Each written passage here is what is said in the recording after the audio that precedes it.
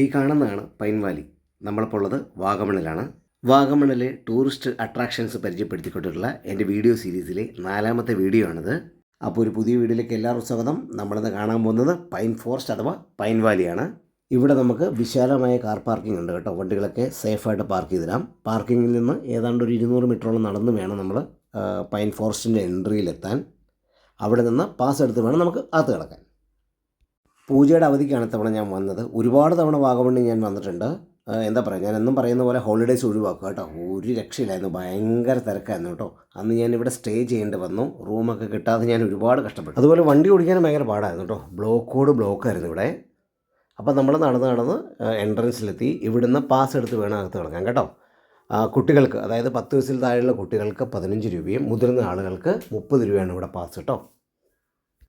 മുമ്പ് ഇവിടെ പ്രവേശനം ഫ്രീ ആയിരുന്നു. കുറച്ച് നാളായാലും ഇവിടെ പാസ്സൊക്കെ വെച്ചതിന് ശേഷമാണ് കുറച്ചുകൂടി ഡെവലപ്മെൻറ്റ്സ് വന്നത് കേട്ടോ. കുറച്ചുകൂടെ നന്നായിട്ട് ഇവിടെ ഒരു മെയിൻറ്റെയിൻ ചെയ്യുന്നുണ്ട്. ഒരുപാട് സിനിമകളിൽ ഈ സ്ഥലം നമുക്ക് കാണാൻ പറ്റും. ഒരുപാട് സിനിമകളിൽ ഈ എന്താ പറയുക, പാട്ട് സീനും അതുപോലുള്ള സീനുകളൊക്കെ ചിത്രീകരിച്ചിട്ടുണ്ട് ഇവിടെ. സിനിമാക്കാരുടെ ഒരു ഇഷ്ടപ്പെട്ട ലൊക്കേഷനാണ്. ഒരുപാട് തമിഴ് സിനിമകളിലെ ഒക്കെ നിങ്ങളിത് കണ്ടിട്ടുണ്ടാവും.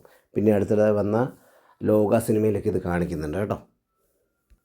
പിന്നെ ഈ പൈൻ ഫോറസ്റ്റിനകത്ത് പ്രത്യേകിച്ച് ആക്ടിവിറ്റീസ് ഒന്നുമില്ല. വരിക, കുറേ ഈ മരങ്ങളൊക്കെ നിൽക്കുന്ന കാണുക.